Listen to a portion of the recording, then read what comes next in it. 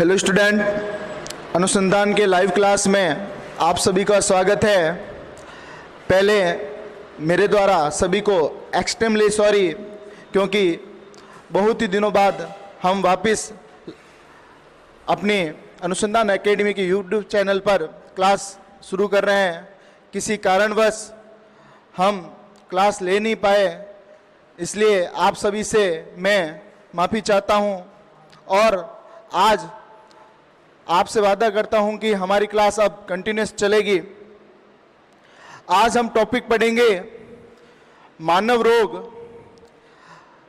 Human disease. इस topic को शुरू करने से पहले मैं आपको बता दूं कि ये जो टॉपिक है मानव रोग यानी ह्यूमन डिजीज,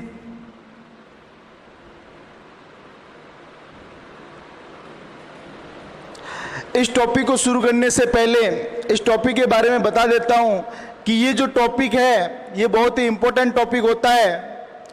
कोई भी गवर्नमेंट का कंपटीशन एग्जाम में इस टॉपिक में से कम 1 या 2 क्वेश्चन जरूर आते हैं, चाहे कैसा भी एग्जाम हो, आरएस हो, पीएमटी लेवल का हो या आपके पटवारी, कांस्टेबल, ग्राम सेवक, कोई भी जो कंपटीशन एग्जाम होता है साइंस टॉपिक में से इस टॉपिक में से कम 1 क्वेश्चन अवश्य पूछा जाता है। तो ध्यान से समझना, ह्यूमन डिजीज है क्या। देखो, इसमें एक शब्द है रोग, ध्यान से समझो। रोग क्या है? देखो, आपके शरीर में कभी कभी अनियमितता हो जाती है, यानी कोई डिस्टरबेंस हो जाता है, यानी शरीर का जो मशीनरी है वो नॉर्मली क्या हो जाती है, कम हो जाती है, यानी वो कार्य करना धीरे धीरे बंद हो जाती है। धीरे धीरे का मतलब, बंद होने का मतलब ये नहीं बंद हो जाती है, यानी आपके शरीर के अंदर अनियमितता आ जाती है। यानी शरीर के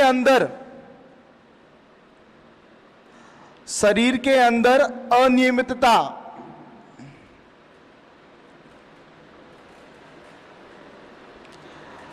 शरीर के अंदर जब अनियमितता आ जाती है, इसका मतलब क्या हुआ कि आपके शरीर के अंदर कोई बीमारी हुई है या कोई रोग है जो आपके शरीर को क्या कर रहा है, आपके ह्यूमन बॉडी को क्या कर रहा है, डिस्टर्ब कर रहा है। तो रोग क्या होता है कि शरीर में कुछ अनियमितता होने के कारण आपके शरीर में जो टैक्सेस उपस्थित होते हैं उन्हें हम क्या कहते हैं, रोग कहते हैं। समझ में आया? यानी शरीर में अनियमितता किसके कारण उत्पन्न होती है? शरीर में होने वाले डिजीज के कारण, शरीर में होने वाले रोग के कारण। अब देखो, आपको पता है, ध्यान से समझना, कि जब शरीर बीमार हो जाता है तो आपका किसी कार्य में मन नहीं लगता है। क्लियर? आपको पता है कि जब आपका शरीर क्या हो जाता है, बीमार हो जाता है, तो आपका किसी कार्य में मन नहीं लगता है, आप चिड़चिड़े हो जाते हो। पास में बैठा व्यक्ति अगर आपसे कुछ बात करे तो आपको उस पर क्या आता है, गुस्सा आता है। तो रोग के कारण आपके शरीर में क्या आ जाती है, अनियमितता आ जाती है, यानी आपका शरीर डिस्टर्ब हो जाता है किसी कार्य को करने के लिए। क्लियर? तो इसका निवारण क्या है? तो आपको पता है, बीमार होने के बाद इसका निवारण कैसे किया जाता है कि हम डॉक्टर से कंसल्ट करते हैं और डॉक्टर हमें क्या देता है, दवाइयां देता है, टैबलेट्स देता है, मेडिसिन देता है या नहीं देता है? तो दवाइयां, यानी इस रोग का निवारण है दवाइयां। ध्यान से समझना,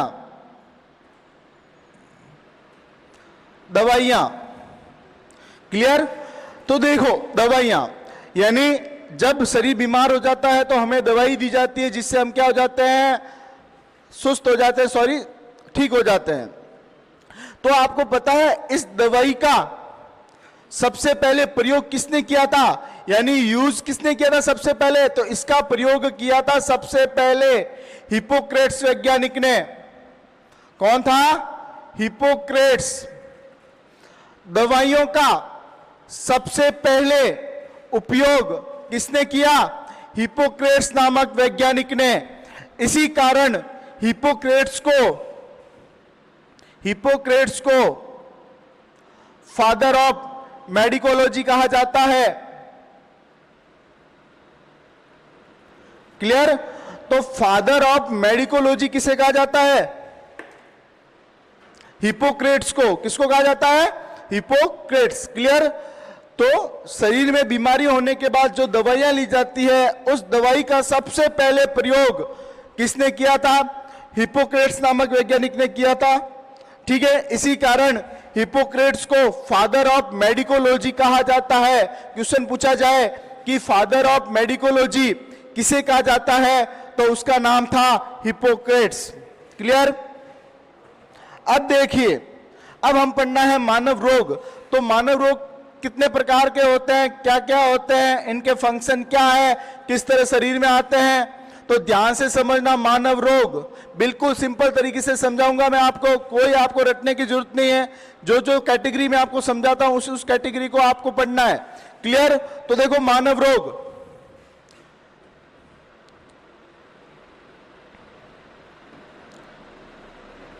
किसी व्यक्ति में रोग दो प्रकार के हो सकते हैं, यानी किसी मानव में रोग जो होते हैं वो कितने प्रकार के होते हैं? 2 प्रकार के होते हैं। ध्यान से समझना वो कौन कौन से हैं। फर्स्ट होता है आपका जन्मजात रोग, जन्मजात रोग, समझ में आया? और सेकंड होता है आपका उपार्जित रोग, उपार्जित यानी एक्वायर्ड रोग। क्लियर?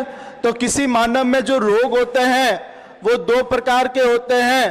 एक होता है आपका जन्मजात रोग, ध्यान से समझना, और एक होता है आपका उपार्जित रोग। ठीक है? अब देखो, नाम से स्पष्ट है, जन्मजात रोग का मतलब क्या हुआ कि ऐसा रोग जो शिशु में जन्म से ही होता है। समझ में आया? जन्म का मतलब क्या हुआ कि जो शिशु है वो रोग उसको भ्रूणीय अवस्था में ही प्राप्त हो गया, और जब कोई रोग भ्रूणीय अवस्था में प्राप्त हो जाता है तो उस रोग को कहा जाता है आनुवंशिक रोग। इसका मतलब क्या हुआ कि ये जो जन्मजात रोग है इसको आनुवंशिक यानी जेनेटिक डिजीज भी कहा जाता है, ये आनुवंशिक रोग भी होता है। आनुवंशिक रोग, समझ में आया? तो जन्मजात जो रोग है, वैसे पहले मैं आपको बता दूं कि मानव रोग कितने प्रकार के बताया मैंने, कितने प्रकार के? 2 प्रकार के होते हैं। एक होता है आपका जन्मजात रोग और एक होता है आपका उपार्जित रोग। अब नाम से जो स्पष्ट है, क्या स्पष्ट है बताओ? कि जो जन्मजात रोग है वो किसी शिशु में होता है और जन्म से ही होता है, यानी उसकी भ्रूणीय अवस्था के दौरान ही वो रोग उसके अंदर उपस्थित होता है। इस कारण उसको क्या कहा जाता है? आनुवंशिक रोग कहा जाता है। देखो, आनुवंशिक रोग क्या है? आनुवंशिक रोग का मतलब क्या हुआ कि यदि किसी के माता पिता को बीमारी है, मान लो कोई रोग है, ओके, और वो रोग उस माता पिता के द्वारा संतान में चला गया, कब? भ्रूणीय अवस्था के दौरान। ठीक है? तो वो भ्रूणीय अवस्था के दौरान जो शिशु में रोग हुआ है वो रोग कौन सा होगा? आनुवंशिक रोग होगा। देखो, आनुवंशिक का मतलब क्या है? आपको पता है कि माता पिता द्वारा गुणों का एक पीढ़ी से दूसरी पीढ़ी में जाना। तो आनुवंशिक रोग क्या हुआ कि वे रोग जो माता पिता के द्वारा संतान में पहुंचता है, तो वो रोग कौन सा होता है? जन्मजात रोग होता है, और उसका नाम होता है आनुवंशिक रोग। और आनुवंशिक रोग कब होता है? किसी शिशु में भ्रूणीय अवस्था के दौरान, भ्रूणीय अवस्था के दौरान। क्वेश्चन ये पूछा जाता है कि आनुवंशिक रोग भ्रूणीय अवस्था आनुवंशिक रोग कब होता है? तो आनुवंशिक रोग कब होता है? भ्रूणीय अवस्था के दौरान होता है। क्लियर? समझ में आया कि नहीं आया? तो देखो, मैंने क्या बताया कि जन्मजात एक आनुवंशिक रोग है। आनुवंशिक रोग में क्या होता है कि माता पिता के द्वारा जो रोग होता है वो संतान यानी शिशु में पहुंचता है। ठीक है? और उसके कारण उसकी भ्रूणीय अवस्था के दौरान ही उस शिशु में ये रोग उत्पन्न हो जाता है। अब क्वेश्चन पूछा जाता है कि आनुवंशिक रोग होता क्यों है, किसके कारण होता है आनुवंशिक रोग? तो एक शब्द बता देता हूं मैं आपको, उस शब्द को ध्यान में रखना है कि जहां पर भी आपको आनुवांशिक दिखे इसका मतलब वहां पर आएगा गुणसूत्र। गुणसूत्र का मतलब होता है क्रोमोसोम। इसको साइंटिफिक भाषा में कहा जाता है क्रोमोसोम। जहां पर भी आपको आनुवंशिक शब्द दिखे, चाहे आनुवंशिक रोग हो, चाहे आनुवंशिकी हो, आनुवंशिकता वाला चैप्टर हो, ठीक है, आपको मेनली ध्यान रखना है गुणसूत्र, क्योंकि ये खेल ही किसका होता है आनुवंशिकता में, गुणसूत्र का खेल होता है। ठीक है, तो मैंने क्या बताया कि जब भ्रूण अवस्था के दौरान शिशु में ये रोग उत्पन्न होता है, तो भ्रूण अवस्था के दौरान ये रोग आनुवंशिकी रोग क्यों कहलाता है? क्यों कहलाता है? क्योंकि जो क्रोमोसोम होते हैं इसमें क्या उत्पन्न हो जाता है? विकार उत्पन्न हो जाता है। समझ में आया? विकार का मतलब विकृति उत्पन्न हो जाती है, इसी कारण आनुवंशिक रोग होता है। तो बताओ ये जन्मजात रोग समझ में आया? बिल्कुल सिंपल टॉपिक है, ध्यान से समझना। क्या बताया मैंने कि जन्मजात रोग नाम से स्पष्ट है कि ऐसा रोग जो शिशु को जन्म से प्राप्त होता है, इस कारण उसको आनुवंशिक रोग कहते हैं। आनुवंशिक रोग कब होता है? किसी शिशु के भ्रूणी अवस्था के दौरान होता है, और भ्रूणी अवस्था के दौरान उसके गुणसूत्रों में क्या उत्पन्न हो जाता है? विकार उत्पन्न हो जाता है। उस विकार के कारण उस शिशु में भ्रूणी अवस्था के दौरान रोग उत्पन्न हो जाता है, इस कारण उसको जन्मजात रोग या आनुवंशिकी रोग कहते हैं। क्लियर? ओके, तो ये था आपका जन्मजात रोग, आनुवंशिकी रोग, भ्रूण अवस्था के दौरान गुणसूत्र में विकार, और गुणसूत्र का ये खेल होता है आनुवंशिक रोग में। समझ में आया? अभी तक मैंने केवल आपको थोड़ा थोड़ा बताया है, आगे पूरा बताऊंगा कि आनुवंशिकी रोग कौन कौन से होते हैं। तो ध्यान से समझना कि ये आनुवंशिकी रोग है। बस एक चीज हमेशा ध्यान रखना कि जहां पर भी आपको आनुवंशिकता दिखे उसका मतलब खेल है गुणसूत्रों का। आगे बताऊंगा कि गुणसूत्र क्या होते हैं। क्लियर? तो ये था आपका जन्मजात रोग। हाँ, एक चीज हमेशा ध्यान रखना, क्वेश्चन पूछा जाता है आनुवंशिक रोग के दौरान कौन सी अवस्था में व्यक्ति में रोग उत्पन्न होता है? तो वो होती है भ्रूणीय अवस्था। कौन सी होती है? भ्रूणीय अवस्था। क्लियर? ओके, अब आ जाओ उपार्जित रोग। देखो उपार्जित का मतलब होता है अर्जित करना। अर्जित करना का मतलब क्या हुआ कि ऐसे रोग जो हमें जीवन अवधि के दौरान, यानी जन्म से नहीं, जब हमारा जन्म हो गया उसके बाद जितनी जीवन अवधि है उसके दौरान जो हम रोग प्राप्त करते हैं उस रोग को कहा जाता है उपार्जित रोग। क्या कहा जाता है? उपार्जित रोग। तो आपको पूछा जाए उपार्जित रोग कब प्राप्त होते हैं, तो ये प्राप्त होते हैं आपको जीवन अवधि के दौरान। जीवन अवधि के दौरान।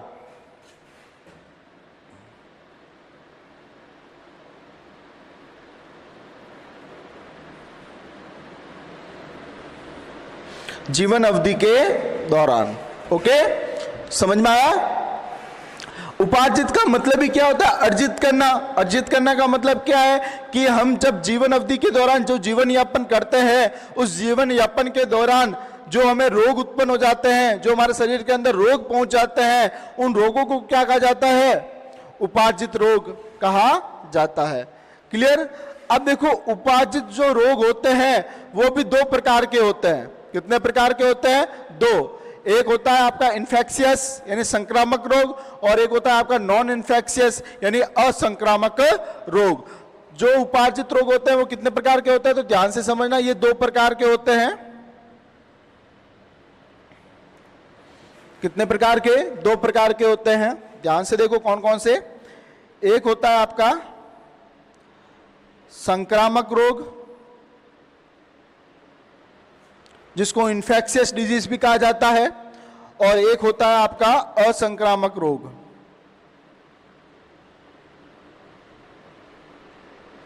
असंक्रामक रोग बहुत ही सिंपल तरीके से आपको बता रहा हूं मैं, ध्यान से समझना।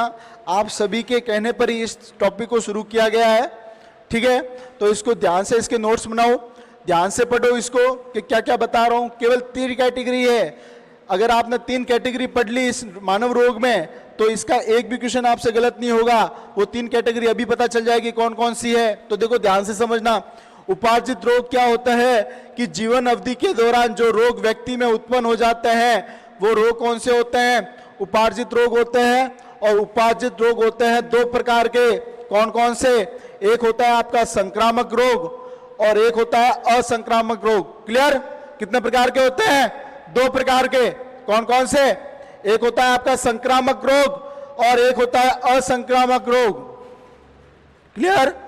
अब देखो संक्रामक रोग क्या होते हैं, अभी केवल इसकी थोड़ा बहुत बता रहा हूं, फिर हम तीनों कैटेगरी पढ़ेंगे इसकी। संक्रामक रोग का मतलब क्या हुआ कि जब व्यक्ति किसी के संपर्क में आ जाता है और उस व्यक्ति से दूसरे व्यक्ति में वो रोग उत्पन्न हो जाता है, तो वो क्या होता है? संक्रामक रोग। समझ में आया? वो क्या होता है? संक्रामक रोग। जैसे देखो अभी आपके कोरोना चल रहा है और कोरोना में क्या हो रहा है? क्या हिदायतें दी जा रही है कि घर में रहो, किसी से ना मिलो। अरे कह नहीं रहे हैं क्या? यानी वो भी एक ऐसा रोग हो गया, संक्रामक रोग हो गया। यानी व्यक्ति के आपस में मिलने से जो रोग हो जाता है वो क्या है? संक्रामक रोग है। समझ में आया? और असंक्रामक रोग क्या होता है कि व्यक्तियों के आपस में मिलने से वो रोग नहीं होता है। समझ में आया? यानी व्यक्ति के आपस में मिलने से जो रोग होता है वो तो कौन सा हो गया? संक्रामक रोग हो गया।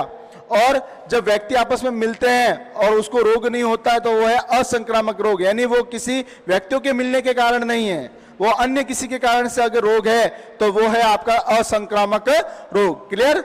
चीज समझ में आई? यानी संक्रामक रोग क्या हो गया? जब व्यक्ति आपस में मिलते हैं तो वो क्या है? संक्रामक। उदाहरण मैंने आपको कोरोना का दे दिया। और असंक्रामक क्या हो गया? जब व्यक्ति आपस में नहीं मिलते हैं और अन्य किसी कारण से वो रोग मानव के शरीर के अंदर पहुंच जाता है तो वो क्या है? असंक्रामक रोग है। समझ में आ गया? इसका मतलब इन 2 टाइप्स में आपको कितनी कैटेगरियां मिल गई? 3 कैटेगरी मिल गई। कितनी कैटेगरी? 3 कैटेगरी। कौन कौन सी? आनुवंशिक रोग, संक्रामक रोग और असंक्रामक रोग। समझ में आया? इन 3 कैटेगरी को पढ़ना है। इन 3 कैटेगरी में से क्वेश्चन आएगा, बाकी मानव रोग में कुछ नहीं है। समझ में आया? बिल्कुल सिंपल है, तो ध्यान से समझना। आनुवंशिक रोग, संक्रामक रोग और असंक्रामक रोग। क्लियर? ये मैं आपको बता चुका हूं। आनुवंशिक रोग किसके कारण उत्पन्न होता है? गुणसूत्रों में विकार के कारण। बस ये टॉपिक हम पढ़ेंगे आज सबसे पहले, आनुवंशिक रोग। और इस टॉपिक को पढ़ने से पहले मैं आपको बता देता हूं कि आपको माइंड में एक चीज क्लियर करनी है, वो है गुणसूत्र।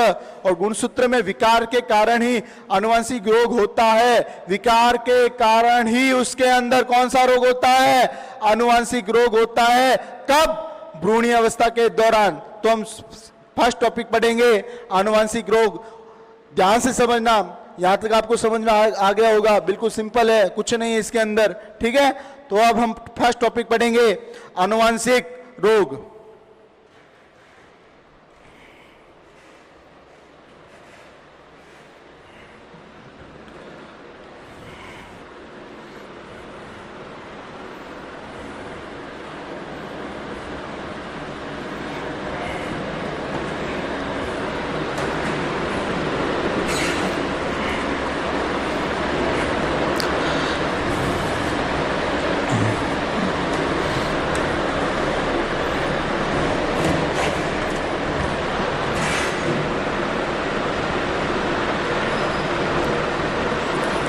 आनुवंशिक रोग, human disease, okay sorry genetic disease. Clear? हाँ भाई, बता चुका हूं। आनुवंशिक रोग जन्मजात रोग, यानी शिशु में जन्म से ही। कब? भ्रूणीय अवस्था में।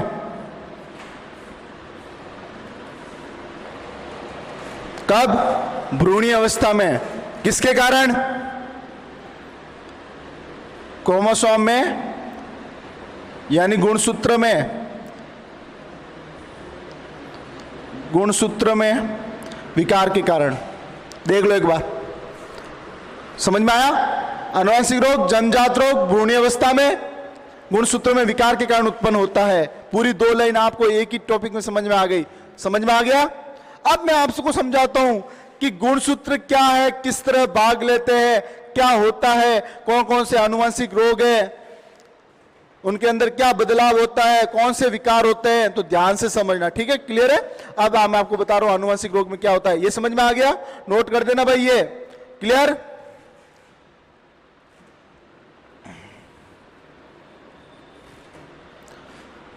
तो देखो, आनुवंशिक रोग शुरू करने से पहले आपको सिंपलाइज्ड मैंने बता दिया है कि ये था। अब मैं आनुवंशिक रोग शुरू कर रहा हूं। उसको करने से पहले हम गुणसूत्र को समझते हैं कि क्रोमोसोम है क्या और विकार कैसे उत्पन्न होते हैं। जब आप क्रोमोसोम की संख्या आपको पता होगी, पुरुष में कितनी है, स्त्री में कितनी है, किस तरह इसमें विकार होता है, तब आपको पूरा आनुवंशिक रोग बिल्कुल सिंपल तरीके से समझ में आ जाएगा। ठीक है, तो मैं आपको बताता हूं, क्योंकि मानव पढ़ रहे हैं तो हम मनुष्य लेते हैं, और मनुष्य में गुणसूत्रों की संख्या, मनुष्य में गुणसूत्रों की संख्या जैसा कि आपको पता है 46 होती है। सबको पता ही होगा गुणसूत्र की संख्या कितनी होती है, 46 यानी 46 होती है। क्लियर? अब देखो, इस 46 को भूल जाओ आप, क्योंकि आपको 46 संख्या नहीं बतानी होती है, इसमें आपको पेयर बताने होते हैं, जोड़े, कि मनुष्य में टोटल कितने जोड़े गुणसूत्र पाए जाते हैं। पेयर, पेयर का मतलब समझते हो? दो एक साथ। देखो, तो मनुष्य में गुणसूत्रों की जो संख्या होती है वो कितनी होती है? 46 यानी 46 होती है। लेकिन 46 होती है, लेकिन मेनली इसमें क्या है कि गुणसूत्रों के जोड़े कितने होते हैं। तो मनुष्य में गुणसूत्र के जोड़े, गुणसूत्रों के जोड़े, जोड़े का मतलब पेयर, तो ये होते हैं 23। कितने पेयर होते हैं? 23 पेयर होते हैं। समझ में आया? 23 पेयर का मतलब मल्टीप्लाई 2, जब इसको मल्टीप्लाई 2 करेंगे तो 46 हो जाएंगे, है ना? तो मैंने क्या बताया है कि मनुष्य में टोटल 46 गुणसूत्र होते हैं। क्लियर हो गया? और मनुष्य में गुणसूत्र के जोड़े कितने होते हैं? 23 जोड़े होते हैं। आई समझ में? अब हम दो अलग तरीके से पढ़ेंगे। एक होता है, अब जो ये गुणसूत्र होते हैं ना, ये भी दो प्रकार के होते हैं। कितने प्रकार के होते हैं गुणसूत्र? ये भी दो। कौन कौन से? एक होता है आपका कायिक गुणसूत्र, कायिक गुणसूत्र। समझ में आया? कायिक गुणसूत्र को अलिंग गुणसूत्र भी कहते हैं, अलिंग गुणसूत्र। समझ में आया? और एक होता है आपका लिंग गुणसूत्र, लिंग गुणसूत्र। समझ में आया? तो देखो, मैंने क्या बताया कि गुणसूत्र, मनुष्य में गुणसूत्रों की संख्या कितनी होती है? 46 होती है, और गुणसूत्र के जोड़े होते हैं 23, और उसको मल्टीपल 2 किया जाता है तो कितने होते हैं? 46। मल्टीपल 2 क्यों करें? क्योंकि एक जोड़े में 2 गुणसूत्र होते हैं। ठीक है, और गुणसूत्र भी 2 प्रकार के होते हैं, इसको ध्यान से समझना। मेनली ये है कि गुणसूत्र भी 2 प्रकार के होते हैं। एक होता है आपका कायिक गुणसूत्र। कायिक गुणसूत्र का मतलब अलिंग गुणसूत्र। देखो, नाम से स्पष्ट है, अलिंग गुणसूत्र, यानी जो लिंग निर्धारण में भाग नहीं लेते हैं। लिंग निर्धारण का मतलब क्या हो गया? जो सेक्स में सेक्सुअली अटैचमेंट नहीं होते हैं, यानी जो रिप्रोडक्शन में भाग नहीं लेते हैं। ऐसे गुणसूत्र जो रिप्रोडक्शन में भाग नहीं लेते हैं वो कौन होते हैं? अलिंग गुणसूत्र। ठीक है, और लिंग गुणसूत्र कौन से होते हैं? कि ऐसे गुणसूत्र जो रिप्रोडक्शन में, जो सेक्सुअल अटैचमेंट में क्या करते हैं? भाग लेते हैं, वो होते हैं आपके लिंग गुणसूत्र। समझ में आया? अलिंग गुणसूत्र जो रिप्रोडक्शन, जो निषेचन, जो जनन, जो सेक्सुअल अटैचमेंट में भाग नहीं लेते हैं, वो होते हैं आपके अलिंग गुणसूत्र। और लिंग गुणसूत्र कौन से होते हैं? ऐसे गुणसूत्र जो जनन में, निषेचन में, प्रजनन में, जो भी आप नाम कहो, रिप्रोडक्शन में जो भी कहो, उसमें क्या करते हैं? ये भाग लेते हैं। ठीक है, अब देखो, जो कायिक गुणसूत्र होते हैं इनकी संख्या होती है 46 में से 44, यानी 46 में जो 44 गुणसूत्र है वो कौन से गुणसूत्र होते हैं? अलिंग गुणसूत्र होते हैं, जो रिप्रोडक्शन में भाग न लेकर शरीर के अन्य भागों को बनाने के लिए कार्य करते हैं। क्लियर? समझ में आया कि नहीं आया? तो 46 में 44 गुणसूत्र तो केवल किसके होते हैं? अलिंग गुणसूत्र होते हैं। चाहे नर हो, या मादा हो। नर में भी कितने 44 ही होंगे और मादा में भी कितने होंगे 44। दिख रहा है आपको? चाहे नर हो चाहे मादा हो, दोनों में अलिंग गुणसूत्रों की संख्या कितनी होती है? 44 होती है, 44 होती है। और लिंग गुणसूत्र कौन कौन से होते हैं? तो देखो, ये नर और मादा में अलग अलग होते हैं। नर और मादा, नर में होते हैं XY, कौन से? XY, और मादा में होते हैं XX। XY XX, नर में XY, मादा में XX। क्लियर? तो ये होता है दो लिंग गुणसूत्र, XY और XX। नर में XY होता है, मादा में XX होता है।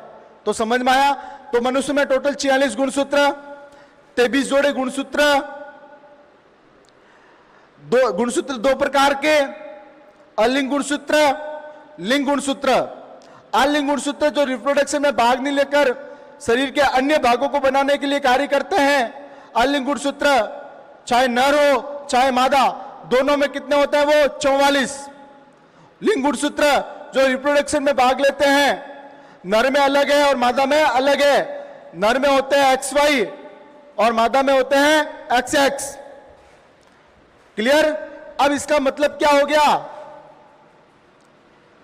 कि नर में गुणसूत्र कौन कितने हो गए? 44 प्लस XY, ये होते हैं नर के गुणसूत्र। समझ में आया? और मादा के कौन से होते हैं? 44 तो सेम ही होगा क्योंकि दोनों में 44 होते हैं। तो 44 प्लस XX, ये होते हैं मादा के। ये गुणसूत्र ध्यान रखना भाई, ये बता दिया मैंने गुणसूत्र क्या होते हैं। गुणसूत्र का मतलब क्या होता है? गुणों को एक पीढ़ी से दूसरी पीढ़ी में लेकर जाना। गुणसूत्र किसके कारण? जीन के कारण। ये आगे हम पढ़ेंगे जब हम आनुवंशिकता पढ़ेंगे। समझ में आ गया? तो मनुष्य में गुणसूत्र की संख्या कितनी? 46। गुणसूत्र के जोड़े कितने? 23। गुणसूत्र कितने प्रकार के? 2 प्रकार के, कायिक गुणसूत्र यानी अलिंग गुणसूत्र और लिंग गुणसूत्र। अलिंग गुणसूत्र जो जनन में भाग नहीं लेते हैं, जो शरीर के अन्य भाग को बनाने के लिए कार्य करते हैं। चाहे नर हो चाहे मादा हो, दोनों में कितने गुणसूत्र होते हैं? 44 गुणसूत्र होते हैं। लिंग गुणसूत्र जो रिप्रोडक्शन में, जो जनन में भाग लेते हैं, नर और मादा में ये दोनों अलग अलग प्रकार के होते हैं। नर में होता है XY और मादा में होता है XX। क्लियर? इसका मतलब नर में कितने गुणसूत्र? 44 प्लस XY बराबर 46, और मादा में 44 प्लस यानी 44 प्लस XX बराबर 46। बताओ समझ में आ गया? तो ये आनुवंशिक रोग पढ़ने से पहले आपको ये चीजें पता होनी चाहिए थी जो मैं आपको बता चुका हूं। अब हम पढ़ेंगे टाइप्स ऑफ जेनेटिक डिजीज, यानी आनुवंशिक रोग के प्रकार। कौन कौन से रोग होते हैं आनुवंशिक रोग जो आपके शरीर के अंदर रोग को उत्पन्न करते हैं, और ये रोग कैसे होते हैं, गुणसूत्र में विकार कैसे उत्पन्न होता है, वो हम अब आगे पढ़ेंगे। समझ में आ गया ये? ओके।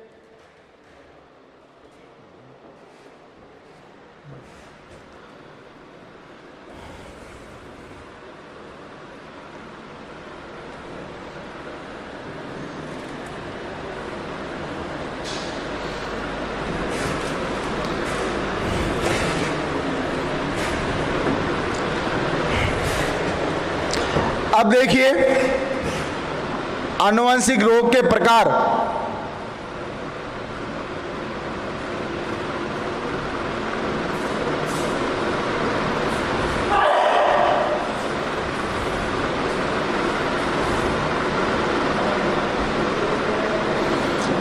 तो देखो इसके कितने टाइप है? 6 टाइप है। 6 प्रकार के ऐसे आनुवंशिक रोग हैं जो मानव के शरीर को बीमार कर देते हैं। तो ध्यान से समझना वो कौन कौन से है। फर्स्ट है आपका डाउन सिंड्रोम।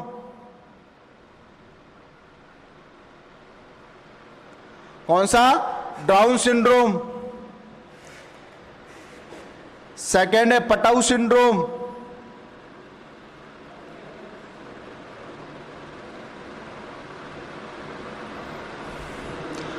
थर्ड है एडवर्ड सिंड्रोम।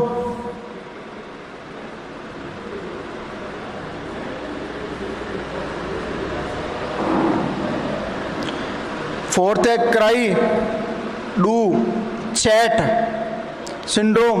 क्या नाम है? Cry du chat syndrome. पांचवा आपका है क्लिनफेटर्स सिंड्रोम।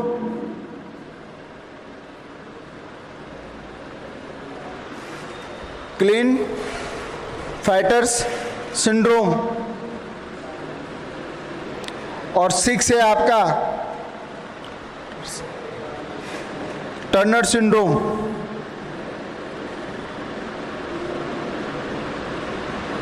टर्नर सिंड्रोम ये है आपके आनुवंशिक रोग के प्रकार। वापस देख लो एक बार।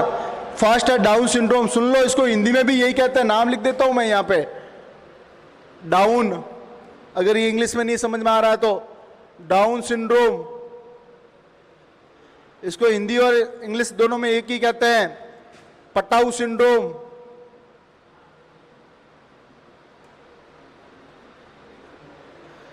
तीसरा है आपका Edwards syndrome. Cri du chat,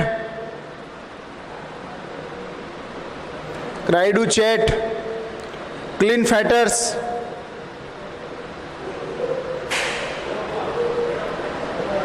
और फिर है आपका टर्नर।